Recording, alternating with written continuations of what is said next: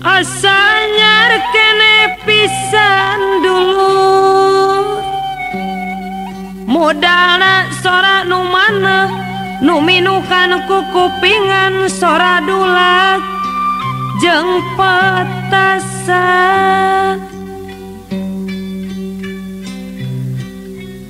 lengan patare mak lengan ayeuna geus anjog deui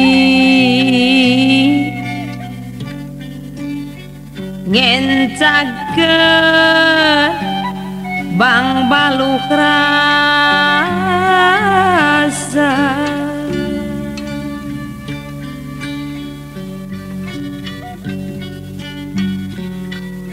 jalanan jages katincak bisi tempatna nyoledat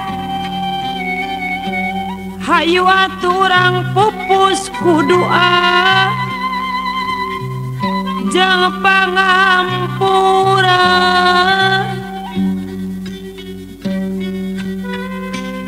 baeurampak babarengan silih tungtun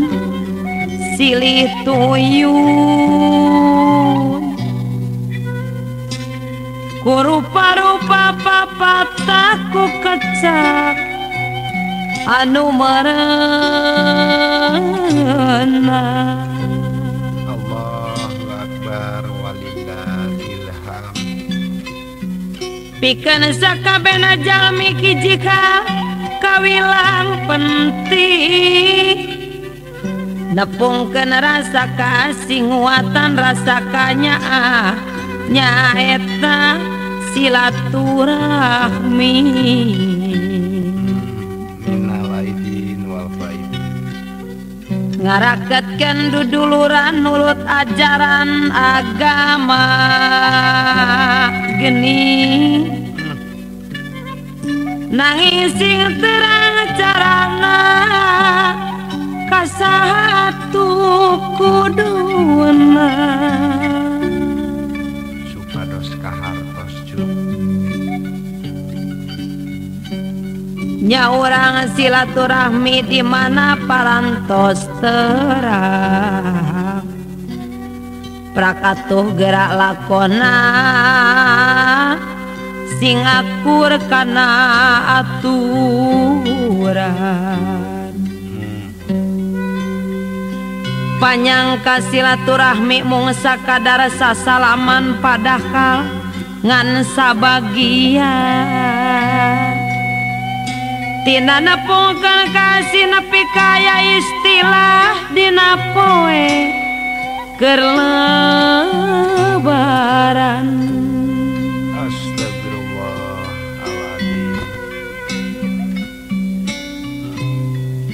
jalmi ubyak sasalaman da sakitu pamendakna da geuning aya anehna nyebatkeun saling hampura tapi jauh jeung nyatana Allahu Akbar nu aya ukur semuna nebrakeun ukur lahirna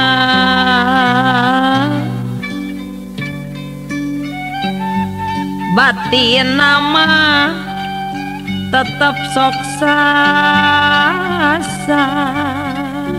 Astagfirullahaladzim la haula wala quwata illa billahil aliyyil azim sedangkan silaturahmi nurutkeun ajaran Islam kahiji kudu ka Gusti disebat hablu minallah ya Allah pek lakonana parentahna tebihan cegahanana salat zakat jeung puasa eta cara nu utama nu kada dilaksanakeun rukun Islam nu kalima teu kada sering datangna cukup sakali wajibna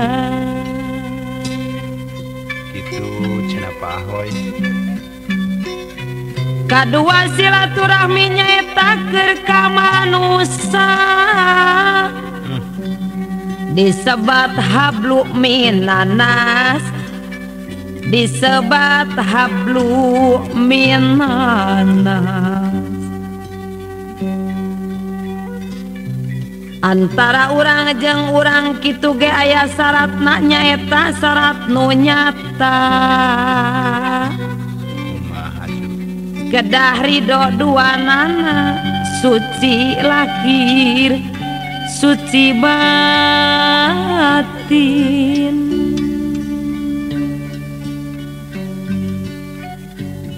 lahirna keur ngaweteuhkeun ngaraketkeun duduluran geni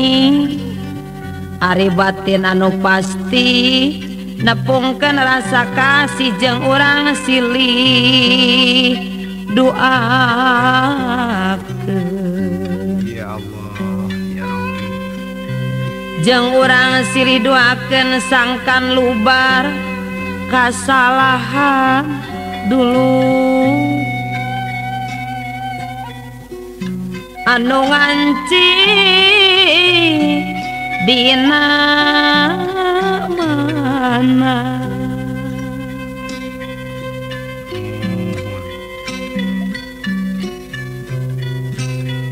lamun aya kajantena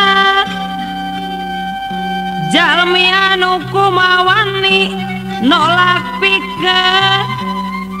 ngahampura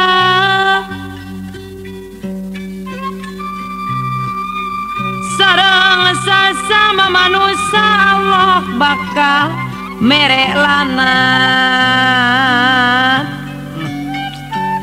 kajalmi nu kitu lampah astagfirullahaladzim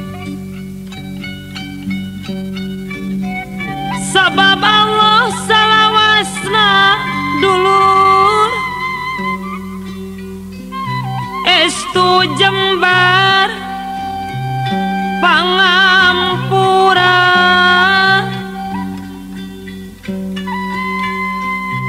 sanajan numpuk dosana sok asal daek tobatna sok asal daek tobatna pasti Allah ngahampura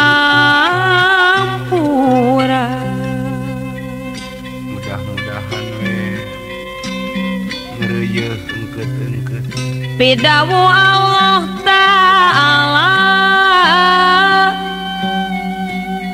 dina surat Al-Maidah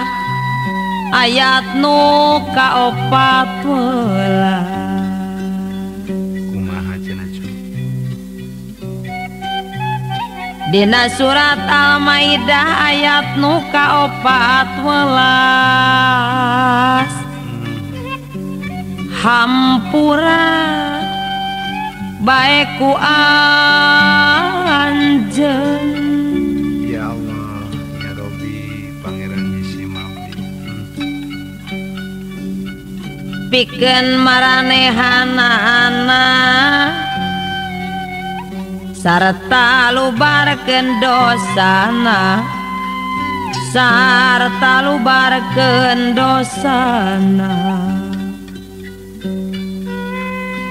saestu Allah Ta'ala mikadede ka makhlukna dulu kanu nyieun kahadean kanu nyieun kahadean amin ya rabbal alamin manusia teu kumawasa angin Gusti nu ngarasakeun angin Gusti nu ngarasakeun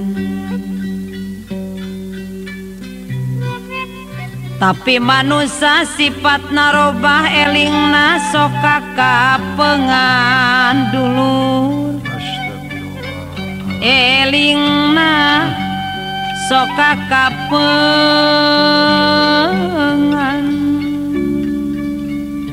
moal cu gede engkeut-engkeut sakieu pihatur abdi perkawis silaturahmi perkawis silaturahmi silaturahmi